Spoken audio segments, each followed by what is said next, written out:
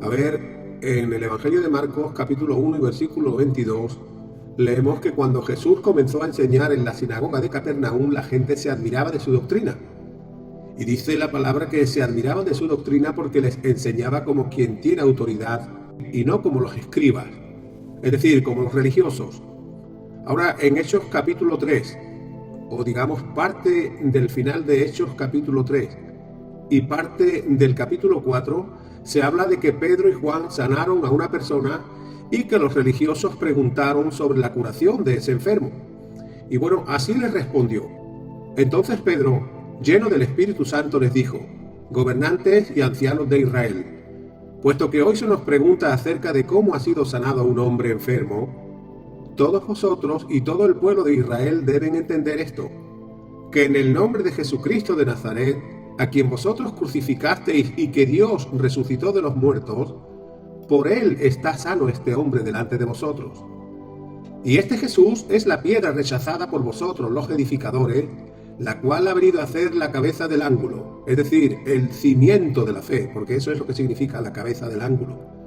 Y sigue diciendo el texto: y en ningún otro hay salvación, porque no hay otro nombre debajo del cielo dado a los hombres en quien podamos ser salvos. Entonces, viendo el denuedo y la convicción de Pedro y Juan, y sabiendo que eran hombres sin estudio, se maravillaban y reconocían que habían estado con Jesús. Y viendo al hombre que había sido sanado, no pudieron decir nada en contra. ¿Te has preguntado alguna vez por qué cuando hablas de Jesucristo a veces dices Señor? ¿Por qué hablo una y otra vez a mis padres, a mi familia o a mis amigos? Y es como si hablara a la pared. ¿Te has preguntado alguna vez esto? Señor, ¿por qué cuando les digo que Jesús murió por mí, que me salvó e iré al cielo, por qué no hacen ni caso? A ver, si yo no fuera creyente y tú me dijeras que Cristo te salvó y que irías al cielo, ¿sabes qué te respondería yo? Qué bonito lo que estás diciendo, qué bonito. Pero fíjate que ahora mismo voy a frotar una lámpara antigua que tengo en mi casa y cuando salga el genio de la lámpara le pediré 4 deseos: salud, dinero, amor y que me lleve al cielo si es que ese lugar existe.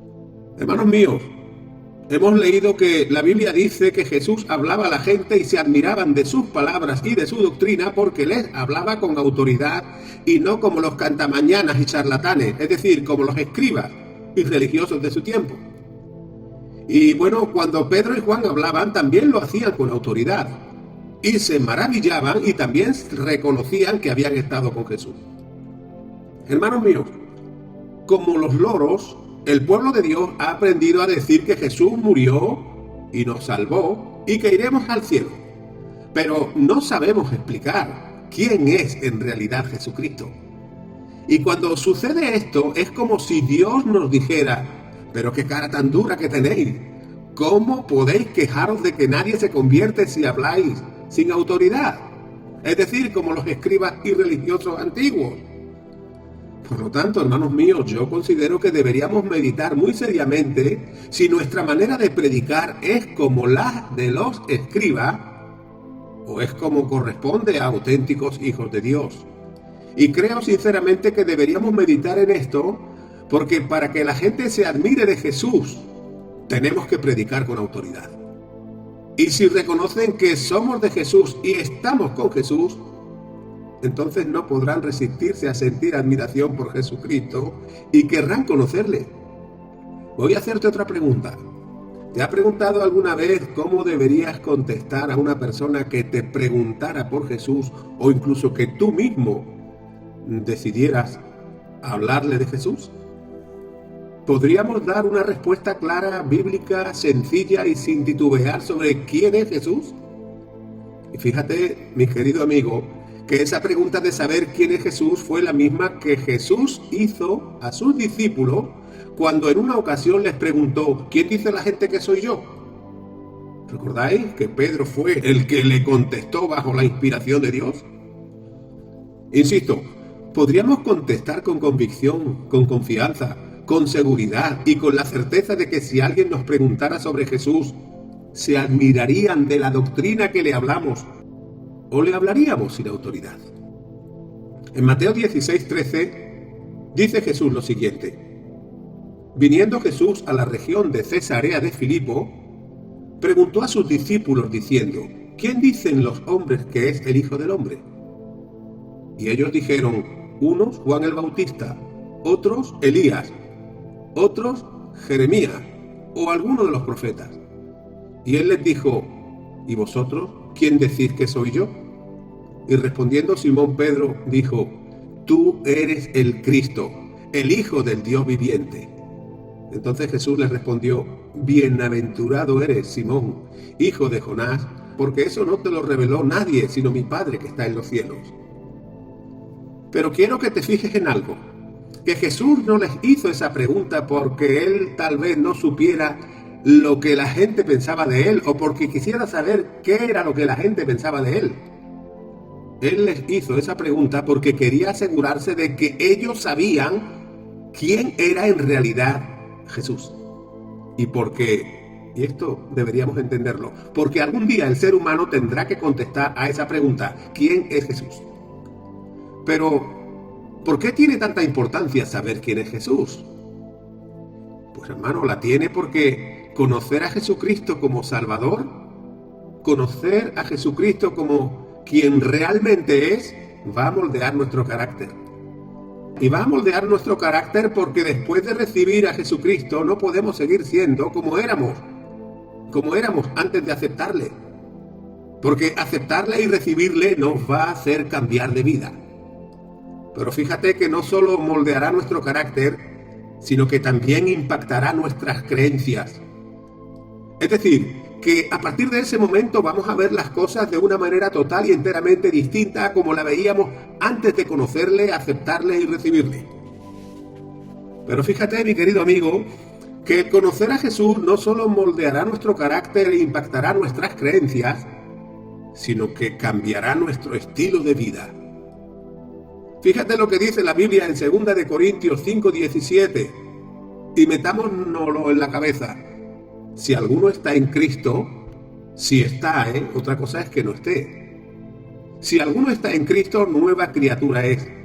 Las cosas viejas pasaron y todas son hechas nuevas. Es decir, que las cosas de nuestra vida son todas nuevas desde que estamos en Cristo. Pero fíjate que no solo moldeará nuestras vidas, impactará nuestras creencias y cambiará nuestro estilo de vida, sino lo más importante, saber quién es realmente Jesucristo va a determinar nuestro destino y nuestro futuro eterno. Y es por esto, amigos míos, es por esto que saber quién es Jesucristo es tan importante. Porque nuestro destino eterno dependerá de si sabemos quién es Jesucristo y de la relación que tengamos con Él. Por lo tanto, el que sepamos quién es Jesucristo es importantísimo porque afectará a toda nuestra vida, a nuestro carácter, a nuestra creencia, pero sobre todo a nuestro futuro y destino eterno. Por lo tanto, si sabemos que el conocer a Jesucristo afecta a nuestra vida, a nuestro carácter, a nuestra creencia y a nuestro destino, eso será un buen punto de partida para poder hablar de Jesucristo a los demás con autoridad. A ver, muchas personas oyen el Evangelio y se salvan, pero piensan que eso es todo, y no lo es. Y no lo es. Y no lo es, insisto, porque eso es ni más ni menos que el comienzo de cuando comenzamos a saber quién es Jesús. Cuando me invitaron en una ocasión, creo que fue la primera vez que me invitaron a que diera mi testimonio en una iglesia y que dijera qué era lo que Jesús había hecho por mí, la verdad es que les dije sinceramente, aún no sé lo que Jesús ha hecho por mí, pero sí sabía, les dije, que Él me salvó. Y bueno, recuerdo de aquel día que nadie me dijo todo lo que Jesús hizo por mí, sino que tuve que averiguarlo por mi propia cuenta, escuchando muchos sermones y haciendo lo que dice la Biblia: seguir creciendo en el conocimiento de Dios. Insisto, si alguien te preguntara qué es lo que sabes acerca de Jesús, además de saber que Él te ha salvado, que Él nos ha salvado y que irás al cielo, que iríamos al cielo, ¿qué le responderíamos? Bueno, como ya dijimos, Jesús preguntó a sus discípulos, ¿quién dice la gente que soy yo? Así que, comenzando desde ahí, vamos a comenzar desde el principio a ver quién es Jesús. Pero insisto, empezando desde el principio. Por ejemplo, su nacimiento fue profetizado alrededor de 700 años antes de que naciera. Por ejemplo, fue concebido por el Espíritu Santo. Como hombre nació de una virgen, pero como Dios estuvo en la creación, al comienzo de la creación, junto al Padre y al Espíritu Santo. Por lo tanto, amigos míos, pensar en Jesús nos debe hacer saber que Él es distinto a cualquier otro hombre que haya nacido en este mundo. Y fíjate, por ejemplo, con la cantidad de nombres con los que ha sido llamado Jesús. Fue llamado el Rey de Reyes, el Señor de los Señores, el Admirable, el Consejero, el Dios Fuerte, el Padre Eterno, el Príncipe de Paz y muchos otros nombres. Por lo tanto, si alguien te preguntara quién es Jesús, y tú sabes quién es Jesús, podrías y deberías decirle que Él es el Admirable, el Consejero, el Dios Fuerte, el Padre Eterno, el Príncipe de Paz, el Dios con nosotros, el Salvador del mundo, y hablar de muchos de los atributos y nombres que tiene Jesús. A ver, cuando en alguna que otra ocasión les preguntaba a los cristianos qué fue lo que les sucedió cuando fueron salvos, la mayoría de ellos me decían, bueno, pues yo voy a la iglesia, ofrendo, y así. Y bueno, la verdad es que casi nadie me dijo que Jesús, por ejemplo, pues mira, yo voy a la iglesia, yo ofrendo, pero yo sé que Jesús fue justificado, resucitado para que yo pudiera ser justificado en Él, que ascendió a los cielos y cosas como estas.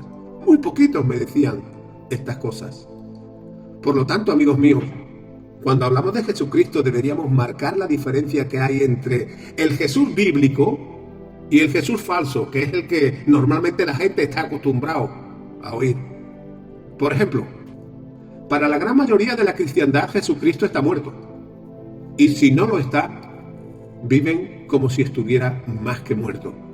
Pero Jesucristo murió, resucitó, vive y está a la derecha del Padre, intercediendo y ayudándonos a cada uno de nosotros.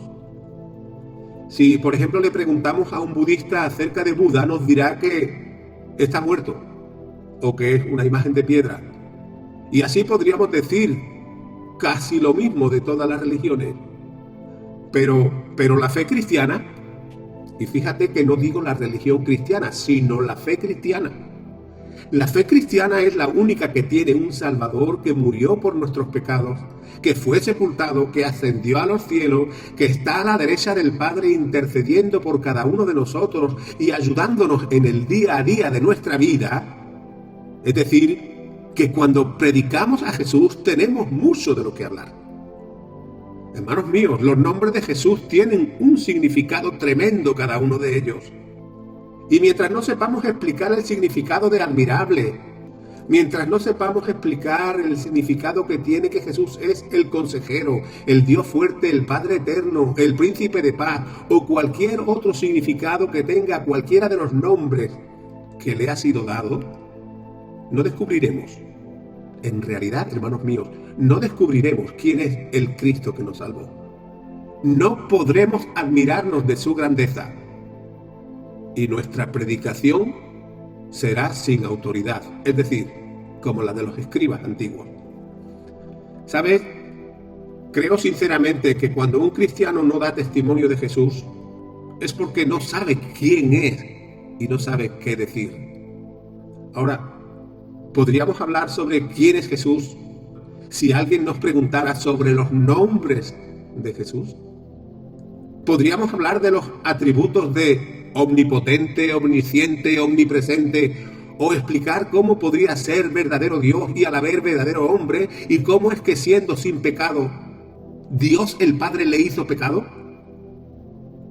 ¿Podríamos explicar eso?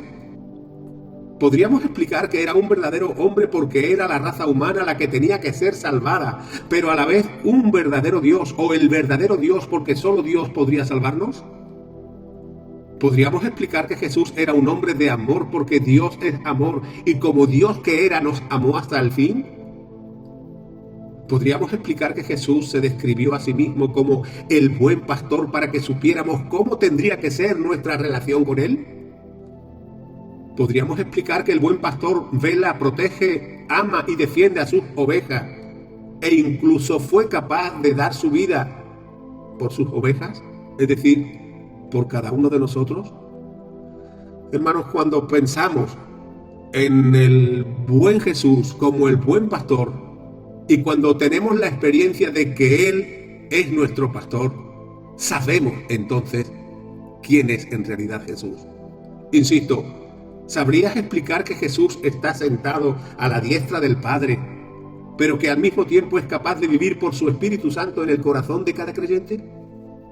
¿Sabrías explicar que Jesús es el pan de vida que descendió del cielo porque Él quiere alimentarnos de Él mismo para que crezcamos en el conocimiento de Dios?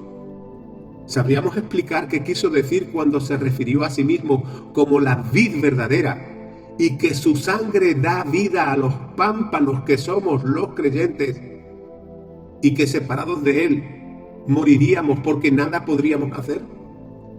¿Sabríamos explicar qué quiso decir cuando dijo que Él era el camino, la verdad y la vida, y que absolutamente nadie podría llegar al cielo si no es a través de Él, y que los que creemos verdaderamente en Cristo tenemos vida eterna? ¿Sabríamos explicar todo esto? Porque, hermanos míos, al pensar en todo esto y ver quién es Jesús, veo al ser más maravilloso que ha pisado esta tierra. Y este es, amigos míos, hermanos míos, este es nuestro gran Dios y Salvador Jesucristo. Fíjate que Él nunca escribió un libro, pero es el tema principal de nuestro libro, es decir, de la Biblia. Él nunca escribió un libro, pero en la Biblioteca Británica no habría espacio para meter los libros que podrían escribirse o se han escrito de Jesús. Él nunca fue un compositor ni escribió ninguna canción, pero miles de canciones se han escrito sobre Jesús. Él nunca construyó una casa, pero la Biblia dice que Él fue a prepararnos una casa para que estuviéramos en ella por toda la eternidad. En la casa de mi Padre, recordáis, muchas moradas hay. Si así no fuera, yo lo hubiera dicho, voy pues a preparar lugar para vosotros. Él nunca viajó más de 150 kilómetros del lugar donde nació. Nunca. Pero ha impactado, sin embargo, al mundo entero. Cuando pienso, por ejemplo, en las personas que sanó Jesús, entiendo que Él no era el médico, sino el gran médico y que sigue siendo el gran médico. Porque a pesar de que no está literalmente con nosotros, Él sigue sanando a las personas. Y eso quiere decir, mi querido hermano, que no hay nadie como Jesucristo. ¿Podríamos explicar todo esto a las personas a las que damos testimonio? Y así, hermanos míos, podríamos seguir y seguir describiendo cómo es Jesús, pero tenemos que ir acabando. Insisto, podríamos seguir y seguir describiendo cómo es Jesús y que a pesar de que anduvo haciendo el bien, porque eso fue lo que hizo, hacer el bien entre las personas, a pesar de esto fue crucificado. Él era una persona dulce, agradable y cariñosa. Y bueno, cualquiera dirá, bueno, ¿y por qué sabemos eso? ¿Por qué sabemos que el carácter de Jesús era así? Pues porque los niños se acercaban a Él. Y los niños no se acercan a las personas ásperas, agrias o desagradables. Nadie, hermano mío, nadie que ha vivido en este mundo jamás ha sido como Jesús. Y cuando aquel ciego, por ejemplo, llamado Bartimeo, gritaba a gran voz, Jesús, Jesús, hijo de David, ten misericordia de mí. Y la gente le decía al ciego, cállate, cállate. Vemos que Jesús tuvo misericordia de él y le sanó. Y dice el Evangelio que después de haberle sanado, este Bartimeo seguía a Jesús. Hermanos míos, la próxima vez que nos sentemos, que nos arrodillemos o que nos pongamos en pie para orar y tengamos dificultades para orar por las cosas que nos estuvieran pasando, nunca tengamos dudas de que Dios nos escucha. Y pensemos en esto. si él oyó al ciego Bartimeo, a quien la gente ignoraba y mandaba a callar, también nos oirá a nosotros. Porque él nunca está tan ocupado como para que no pueda oírnos.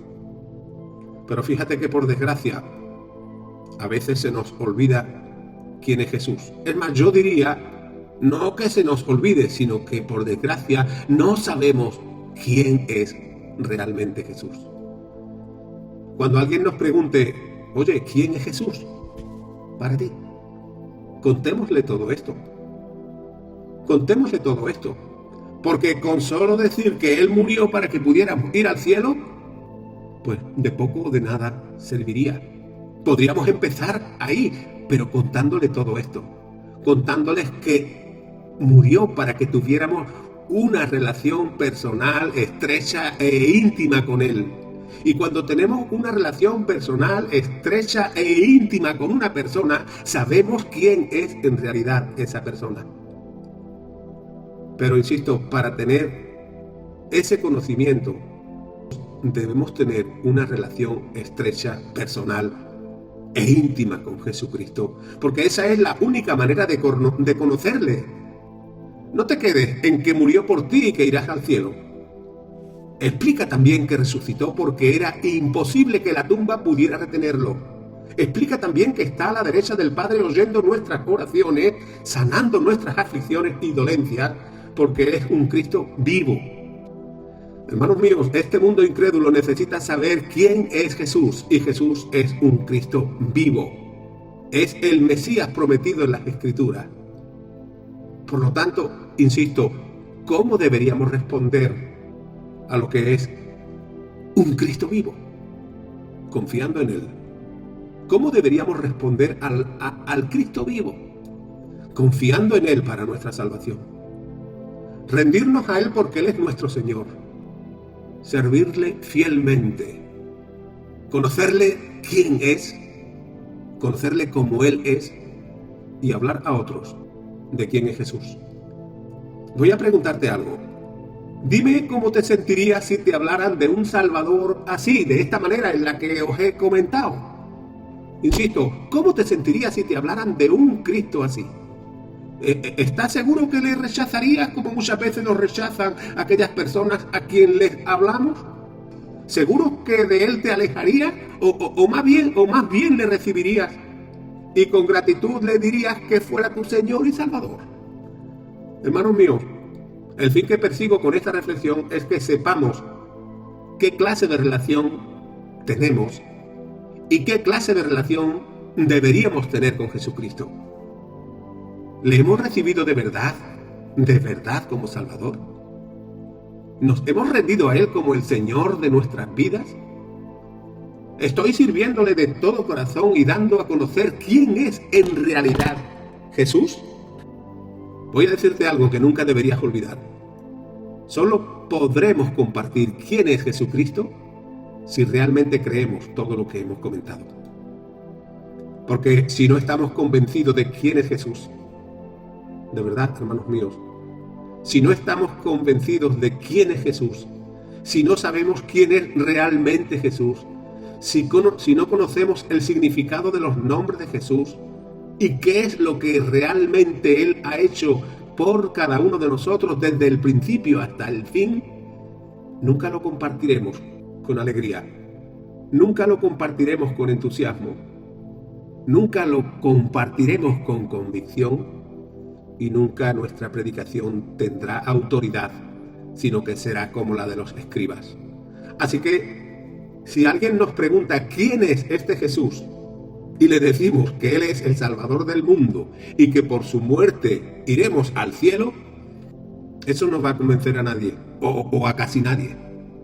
Pero cuando podemos decir todo o gran parte de lo que hemos comentado en esta reflexión, entonces hermanos míos, estoy convencido de que el Espíritu Santo de Dios usará todo lo que hayamos dicho a esta persona para que traiga convicción de pecado a su corazón.